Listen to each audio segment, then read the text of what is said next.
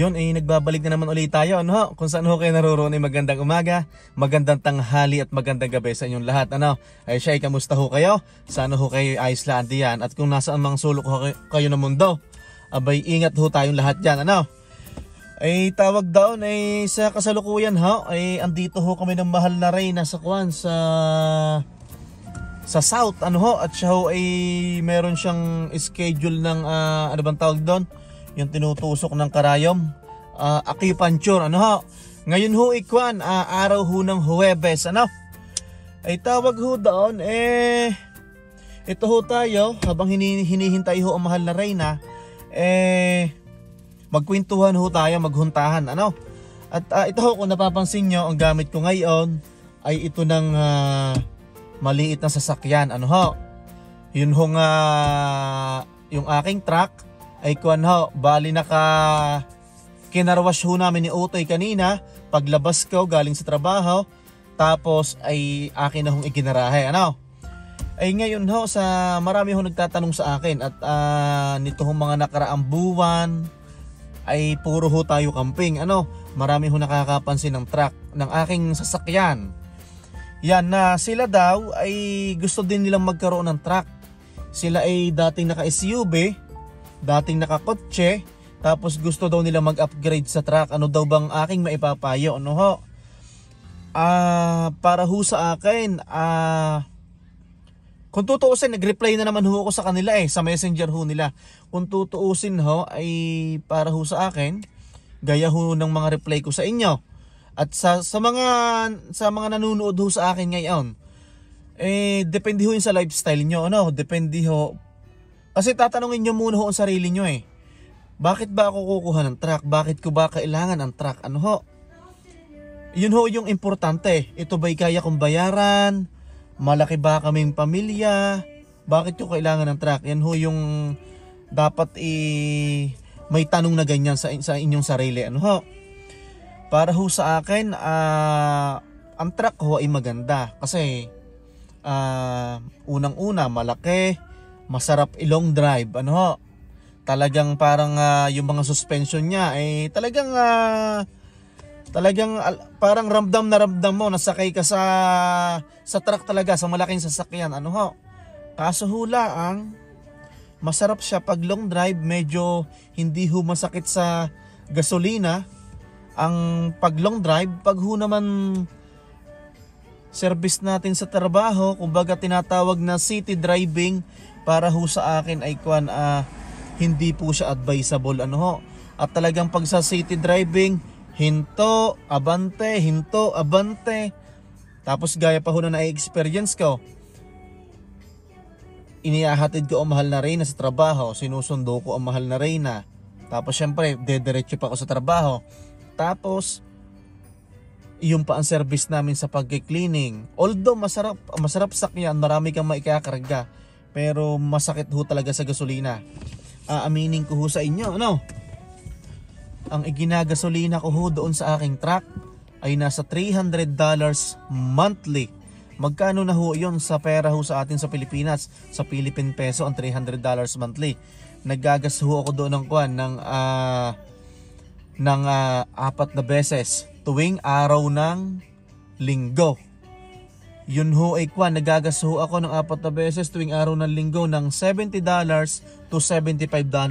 Kaya ko ho nilagyan ng 70 to 75 ay minsan ho kasi ay mataas ho ang mataas ho ang gasolina, minsan ho ay mababa, ano ho? Tapos kung X-band, yan. K-band, Ka-band, laser. Ay pasensya na ho kayo at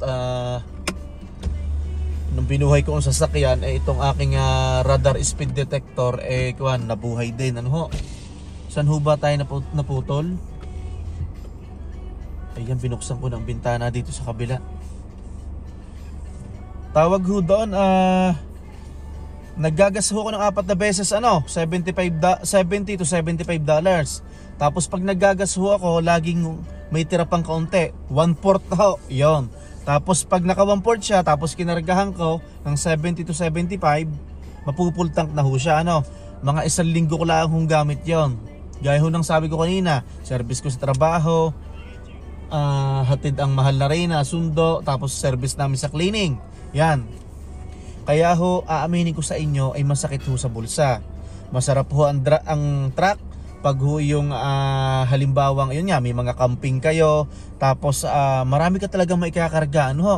Kagaya nung nagbiyahe po kami papunta rito, galing Newfoundland papunta po dito sa Edmonton, Alberta. Yan, talaga hong sulit na sulit. Ano ho?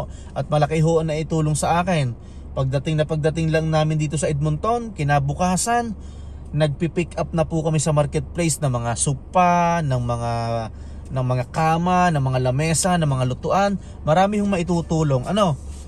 Ay, yun nga lang ho yung na-share ko ho sa inyo na kung kukuha ho kayo ng truck, bakit nyo ho ba kailangan ang truck? Ano ho? Ito ho, kung tutuusin, itong aking Honda Civic na ito, 1.5 ang makina. Naggagas ho ako dito ng $55 to $60 every 2 weeks. Sa madaling salita ho, naggagas ho ako dito ng mga 120 monthly. Ang laki ho ng diferensya, ano ho? Ay ito ho 1.5. Yung aking sasakyan ay 2020 Silverado 4.3 B6. Ano? Pero kung hindi ho ako nagkakamali, ito ho ngayong may mga latest na ho na mga truck na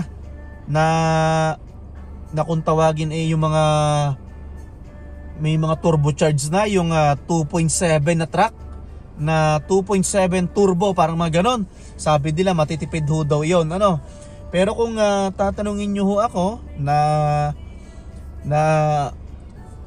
gusto nyo hong lumipat sa truck, kung galing kayong SUV, galing kayong kotse, ano may sasuggest ko, depende ho yun sa lifestyle nyo, depende ho yun sa mga pangangailangan nyo. Ano ho? At least po na-share ko ho sa inyo na talaga ho na pag ho truck, masarap sakyan, komportable, parang safe na safe ho. Para bang maskulado yung sinasakyan mo. Para bang kahit malubak, hindi masyadong natitinag. Ano ho? Kaso nga lang ho, pag yung service mo sa trabaho at city driving ay talaga hong kakain ho ng gasolina. Pero situational ho naman yon. Depende ho naman yung sa income nyo. Ano? Kung kayo po kung kayo po medyo malaki naman ho ang income nyo, mataas ang sahod, hindi masyadong nagpapadala sa Pilipinas, o kaya walang mga pinapagawa na kung ano-ano sa Pilipinas, ano ho?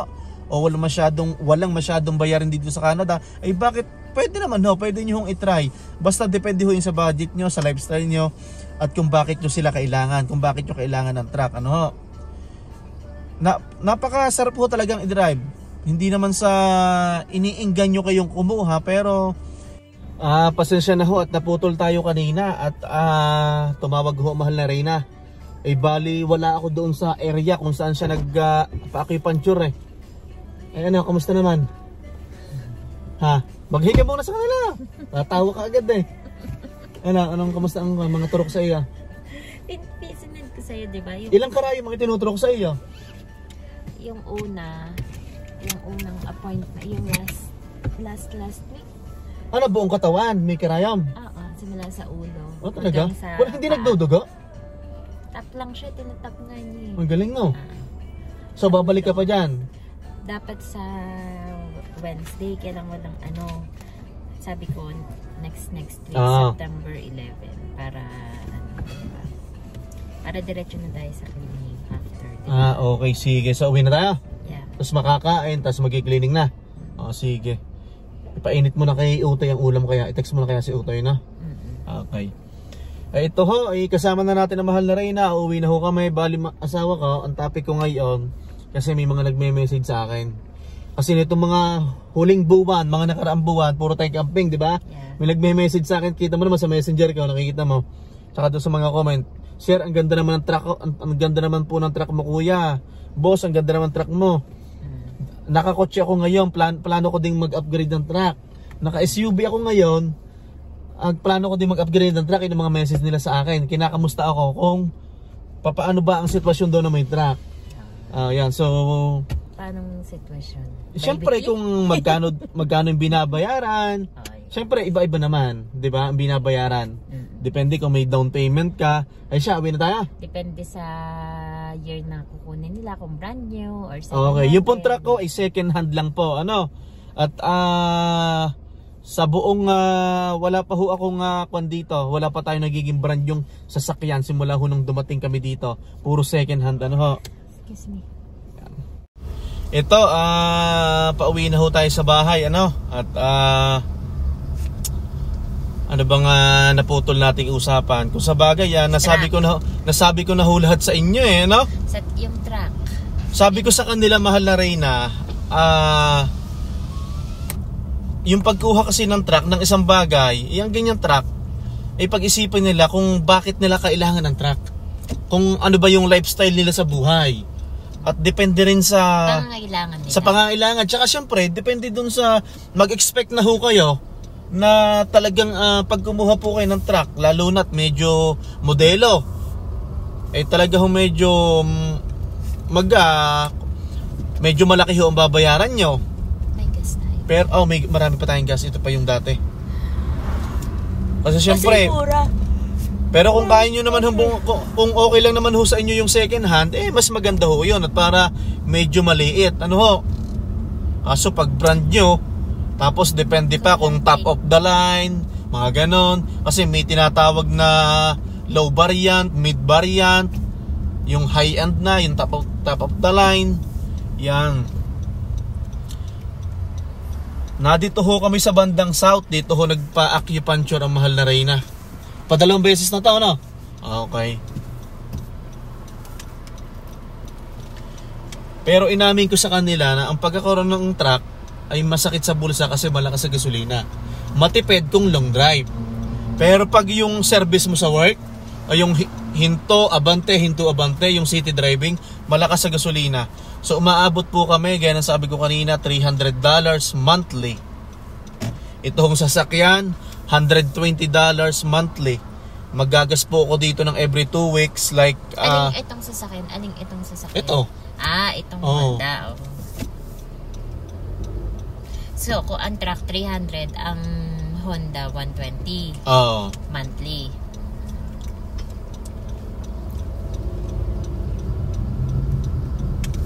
Pero kung yung po nasa gusto nyo at kaya nyo naman po at pasok naman ho sa budget nyo, bakit hindi? Ano ho? Kasi sabi ko sa kanila, komportable talagang sakyan. Lalo na pag yung mga kargahan, di ba? Ito kasing ganitong sasakyan, malubak lang ng kaunti kakalug ang katawan mo. Yung home truck talagang malalaking suspension. Tapos ang gusto ko pa doon, yung marami ka talagang makakarga. Di ba? Tsaka ginamit kasi natin yun ng paglipat. Ginamit ho namin paglipat, ano. Tsaka syempre ho, paglaki ho ng sasakyan, paglaki ho ng maintenance. Pag nagpalit ka ho ng gulong sa truck, malalaki ho ang gulong. Siyempre mas mahal, ano ho, yan. Hindi ho ganito na mga sedan na maliliit, na maliit ang gulong, mura lang. Pero pansin ko nga yun ngayon sa mga, kahit sa mga dati ko na pagtrabahuhan, na parang gustong gusto nila may truck. Si kuya ka-work ko. Sino yung may ka-work ka? Kaya Ano pangalan nun? nakalimutan ko yung pangalan niya. Sinabi na niya sa akin kanina. Ikwento mo ang nangyari kanina. Sabi niya kanina, yung parang may kamukha ka. Sabi sa'yo? Kamukha kasi siya, parang magluluto siya. Hindi ko alam kung anong lulutuin niya. Kung rice ba yung kinukuha niya. Ano siya doon sa pinagtatrabaho mo? Sa kusina din? Cook siya. Cook. Back of the Tapos napansin na parang may kamukha ka daw. Tapos nagpunta siya papunta dun sa may salad, prep salad area sa loob. Tapos napasilip siyang ganon. Ilang days ko na siyang nakikita tahimik lang. Tapos kanina sabi niya, parang may kamukha ka. Layo ng ang layo niya habang nakikipag-usap sa akin. Sabi ko, ay talaga ho. Nahiya naman ako. Tapos ano nangyari? Tapos sabi niya, Talaga, sabi ko baka, sabi niya, parang sa Facebook. Sabi niya sa akin yun, sa Facebook ba? Sabi niya, parang nakita eh. Sabi niya gano'n. Sa YouTube. Sabi niya gano'n. Tapos sabi ko, sa YouTube po, sabi ko, ano po kayang, Limueco fan po kaya? Sabi ko gano'n. Tapos sabi niya, ayun! Sabi niya. So, nagpakilala ka at the end, nagpakilala ka. Ay, niya, bukas itanungin mo ang pangalan. sabi niya, ikaw nga, tapos sabi ko, ay, hello po, sabi niya, subscriber niyo ako kahit nang nasa Pinas pa ako. Kanarating lang niya sa Edmonton? Siguro. Dito sa Canada? Siguro, hindi ko alam, hindi ko naman siya na-interview ng kasi nga may ginagawa kami pareho. Nakakahiya naman magkwentuhan, no? Nalimutan ko yung pangalan niya, tinanong ko nga. Sabi ko, sige, tapos sabi niya, mamaya mag-picture tayo, papakita ko sa misis ko. Natawa ko, nahiya ako, tawa ng tawa yung mga kasama ko. Sabi niya, YouTube. Sabi gano'n nung kasama. Yan, pauwi na ho kami ng bahay, At kakain ng hapunan, tapos magki-cleaning, yan. Nakatulog naman ho kami after ng work. Nakatulog ako Nakatulog ka? Pinatay kasi ang ilaw. Yun lang po at nakapag-share ho ako sa inyo ng mga ganung bagay, Kung ho sa tingin nyo ay kaya nyo, pasok po sa budget at talagang kailangan nyo o kaya talagang pangarap nila, yun na lang kung ikakasaya nila, di ba? Yung mga ganon. Tsaka po ang isang problema po sa truck, ang sabi nila, mahirap ho daw sa parking. Hindi naman ho sa pagmamayabang. Depende ho lang sa driver yun. Tsaka pag ho kabisado nyo na ho ang sasakyan, hindi naman ho. Pero mahal na rin pag ginagamit niya ang truck, nahihirapan siya sa parking. Kasi minsan nga lang gamitin ang sasakyan. Ako ho, sanay ako, kabisado na yun. Kabisado ko na i-drive. Kahit pa siksikan ho yun, kayang-kaya ko siyang i-maneuver kasi nasanay na ho ako. Sanayan lang ho. Depende sa pagkakasanay, di ba? Katulad sa truck, nalalakihan ako. Dito naman sa kotse, nabababaan ako, di ba? Okay, kasi sanay ako sa SUV. Di ba? Gusto ko SUV talaga.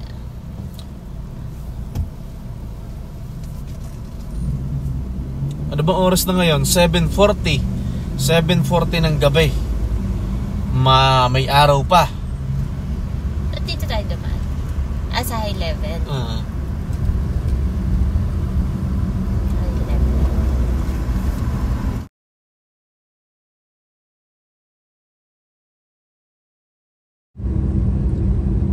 Ito, nananakbo na ho tayo. Pauwi na ho tayo ng bahay. Mag-aalas 8 na ng gabi, terik na terik pa rin ho ang araw dito sa Edmonton, Alberta.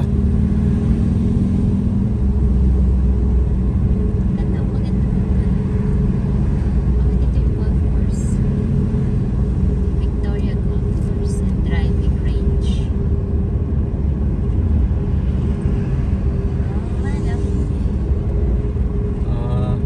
May golf course sa kanan. Kabayan.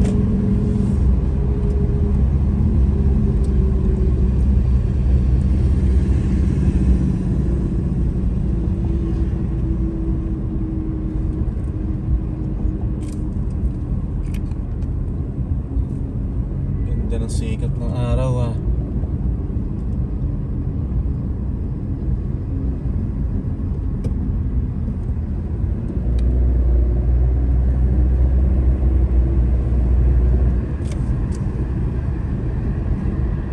Dito na tayo sa bahay.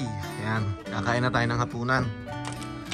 Utoy, mag-hi ka muna, Utoy! Kapag meron Ayan, mahal na rin may kamarites agad may isang Ayan.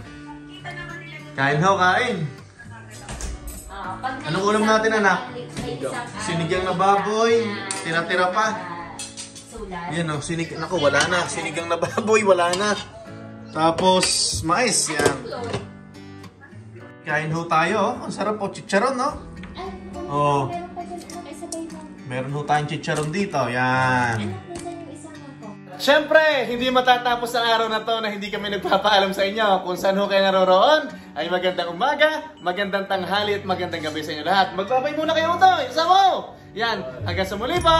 Bye-bye!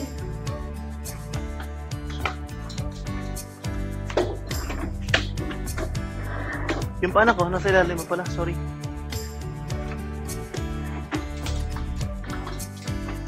Panak ka?